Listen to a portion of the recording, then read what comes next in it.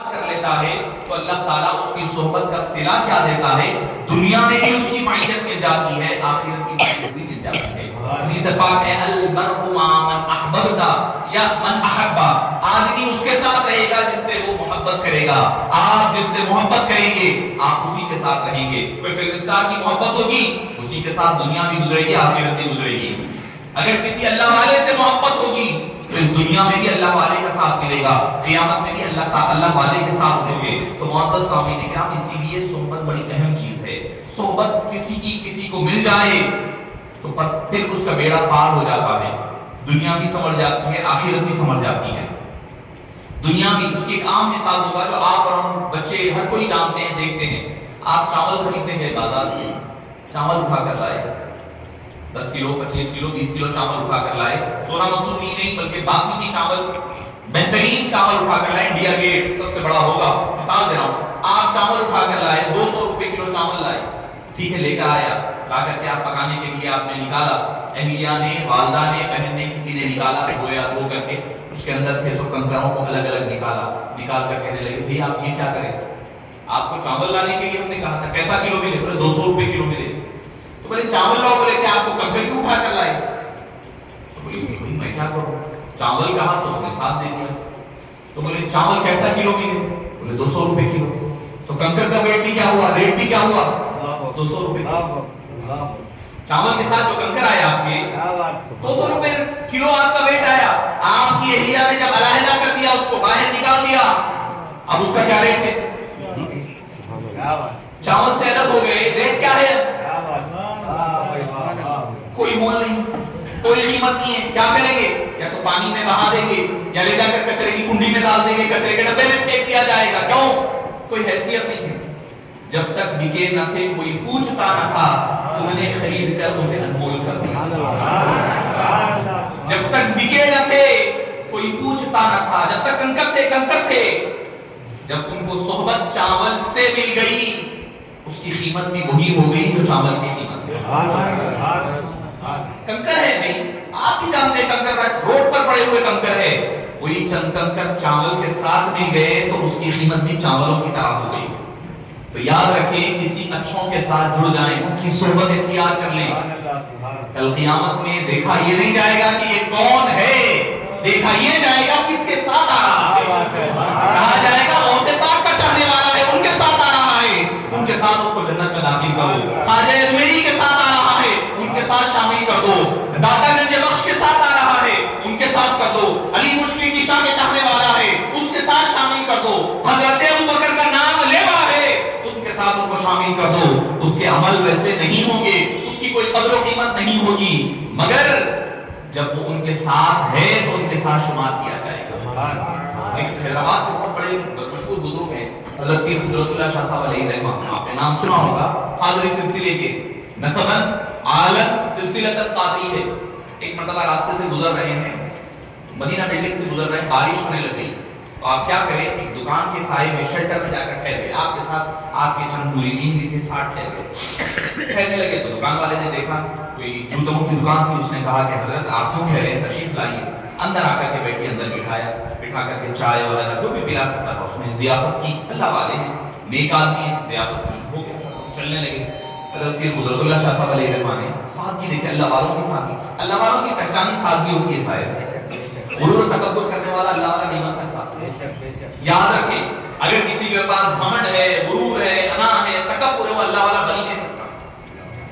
سادگی دیکھیں، حضرت پیر قدرت اللہ شاہ صاحب اتنے بڑے ولی ہے، منصور ہے، اپنے ساتھ مریدین ان کو کہنے لگے میاں میں آپ لوگوں کے ساتھ تھا تو اس وجہ سے اس شخص نے میری بھی عزت اور تکریم کی، میری وجہ سے آپ لوگوں کی وجہ سے میری عزت و تکریم ہوئی۔ کہہ کر کہنے لگے یہاں دسترخوان پہ کوئی آدمی، کوئی بزرگ ہے، عالم ہے، عالم کے ساتھ کوئی آدمی آ جاتا ہے تو وہ بھی اسی دسترخوان پر بیٹھتا ہے جس پر اللہ والے اور بزرگ بیٹھا کرتے ہیں، عالم بیٹھا کرتے ہیں۔ کیوں؟ کیونکہ ان کی صحبت میں آیا ہے، ان کے ساتھ آیا ہے۔ تو کہنے لگے جنت میں بھی یہی معاملہ ہوگا کہ یہ نہیں دیکھا جائے گا کہ عمل اس کا کیسا ہے، یہ دیکھا جائے گا کہ کس کے ساتھ اٹھتا بیٹھتا ہے، کس کی صحبت میں رہتا ہے۔ تو صحبت بڑی اہم ہے، سوچ سمجھ کر کے اپنی صحبت کو اختیار کریں۔ نوجوان ہیں اسی لیے کہہ رہا ہوں کہ صحبت کو بہترین استعمال کریں.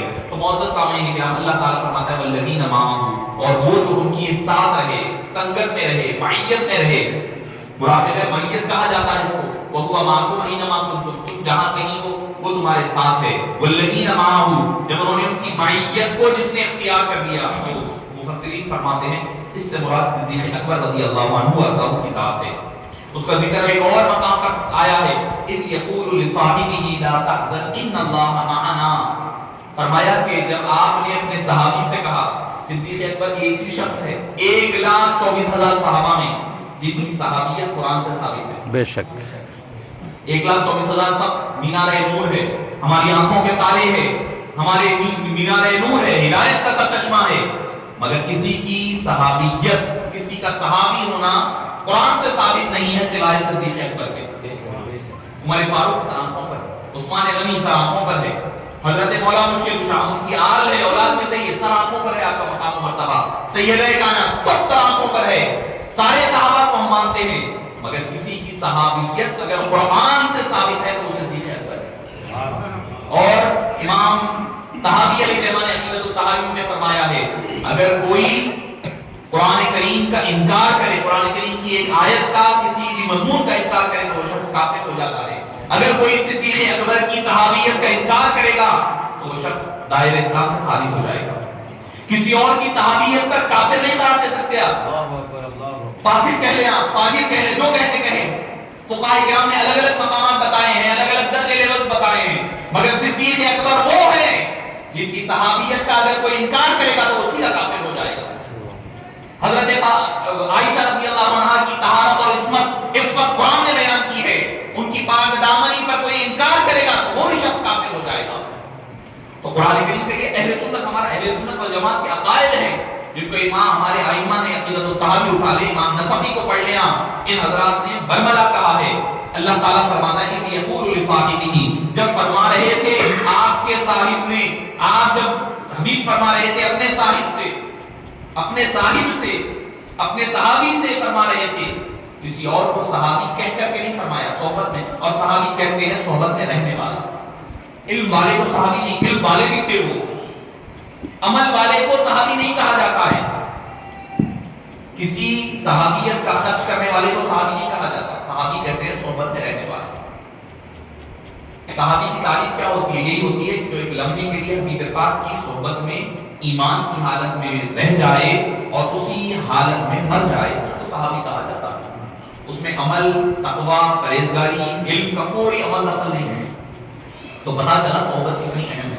آج اگر کوئی آدمی بہت بڑا علم والا بن جائے تو بھی صحابی نہیں بن سکتا. اگر کوئی خرچ مال لاکھوں کروڑوں روپیہ خرچ کر لے تو بھی وہ صحابی نہیں بن سکتا. کیوں؟ کیونکہ اس کے پاس علم ہوگا، عمل ہوگا، پیسہ ہوگا، تقوی ہوگا. نہ ہوگا تو کیا نہ ہوگا؟ مصطفیٰ کی صحبت نہیں ہوگی. اگر کسی نے خواب میں بھی اگر حبیب پاک کا دیدار کر لے تو وہ صحابی نہیں ہو سکتا. فضیلت اپنی جگہ ہے، وہ مقام و مرتبہ بلند ہوگا مگر وہ صحابی نہیں بن سکتا ہے. ان سب صحابہ کے قافلے کے سردار کا نام صدیق اکبر رضی اللہ عنہ ہے. آپ ذرا غور کریں، انبیاء بھی ایک کم و بیش 1,24,000، صحابہ بھی کم و بیش 1,24,000. اندازہ کریں آپ ان کے مقام و مرتبے کا. فرماتے ہیں کہ اللہ کے فیض کے دینے والے انبیاء کرام ہوتے ہیں، انبیاء کرام کے فیض کو بانٹنے والے صحابہ کرام ہوا کرتے ہیں. ہمیں جو صدقہ و خیرات ملتی ہے وہ صحابہ کرام کے ذریعے سے حبیب پاک کی خیرات ملتی ہے. اللہ کی اطاعت کیسی کرنا، بندگی کیسی کرنا، حبیب پاک نے کر کر کے بتایا. اور حبیب پاک کی بندگی اور اطاعت کیسا کرنا ہے صحابہ کرام نے کر کر کے بتایا. ان سب صحابہ میں افضل ترین شخصیت اور ذات کا نام صدیق اکبر رضی اللہ عنہ وارضاہ ہے. تو اس کا رات اللہ فرماتا ہے کہ یقول لصاحبہ لا تحزن، آپ رنجیدہ مت ہوئیے، ان اللہ معنا، بے شک اللہ ہمارے ساتھ ہے. کون ہے؟ اللہ ہے، حبیب پاک ہے اور حضرت ابوبکر صدیق ہے. دو ہی لوگ ہیں غار میں بس دو ہی لوگ ہیں، حبیب پاک اور حضرت ابوبکر صدیق. اور اللہ کیا فرماتا ہے؟ حبیب کیا فرماتے ہیں؟ ان اللہ معنا. تیسرا جو ہے اللہ ہے. یہاں تین ہے، ایک میں ہوں، ایک تم ہو، ایک میرا رب ہے، میرا اللہ ہے. اندازہ لگائیے اس مقام کی بلندی کا. وہ حبیب پاک جن کی ایک نظر اٹھ جائے تو ڈوبا ہوا سورج پلٹ جائے. وہ حبیب جن کی نظر اٹھ جائے تو چاند دو ٹکڑے ہو جائے. حبیب پاک وہ جن کی ایک نظر اٹھ جائے تو ابو جہل کے بند مٹھی میں رہنے والی کنکریاں کلمہ پڑھنے لگ جائے، وہ حبیب پاک وہ جن کی ایک نظر اٹھ جائے تو پتھروں میں جان پڑ جائے، سمندروں میں پانی میں تلاطم پیدا ہو جائے، اور جھاڑ اور پہاڑ کلام کرنے لگ جائیں، چرند و پرند کلام کرنے لگ جائے۔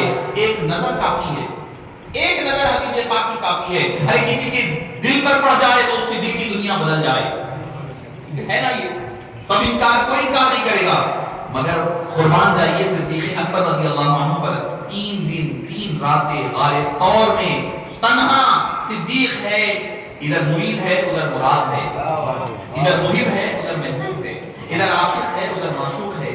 ایک نظر کافی ہو جائے، کسی پر پڑ جائے تو اس کا بیڑا پار ہو جائے۔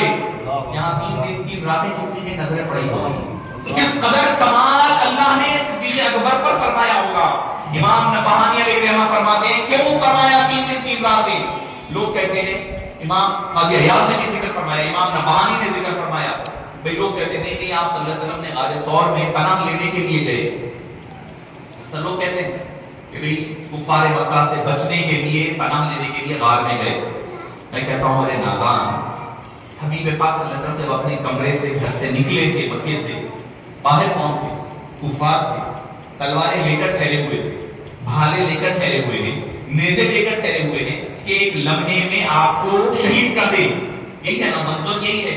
ہجرت کی رات جب باہر نکلے کفار باہر ٹھہرے ہوئے ہیں، حبیب پاک نے مٹی اٹھائی وہاں اور سورہ یاسین کی ابتدائی آیتیں پڑھی، پڑھ کر کے پھینک دیا، پھونک دیا ان پر، سارے ایسے ہو گئے جیسے کہ ان پر نیند طاری ہو گئی، غروب کی حالت طاری ہو گیا۔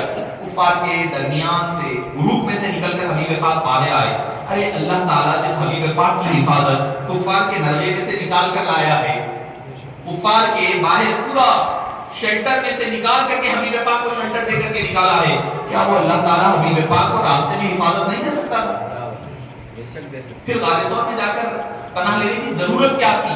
امام نبہانی اسماعیل نبہانی علیہ رحمہ فرماتے ہیں ضرورت یہ تھی کہ حبیب پاک صلی اللہ علیہ وسلم حضرت ابوبکر صدیق کو آپ کی زندگی کے بعد کے ہونے والے حالات کے لیے تیار کروانا تھا، اسی لیے 3 دن 3 راتیں رہ کر کے توجہ فرمائی، ایسا تیار کیا، ایسا تیار کیا، ویسا تیار کسی اور کو نہ کیا، ویسا سانچا، ویسا ڈھالا جس کے لیے آنے والے حالات کے لیے تیار کرنا تھا۔ اس کا اندازہ ایک جھلک آپ کو دے دوں میں، کیا ہے؟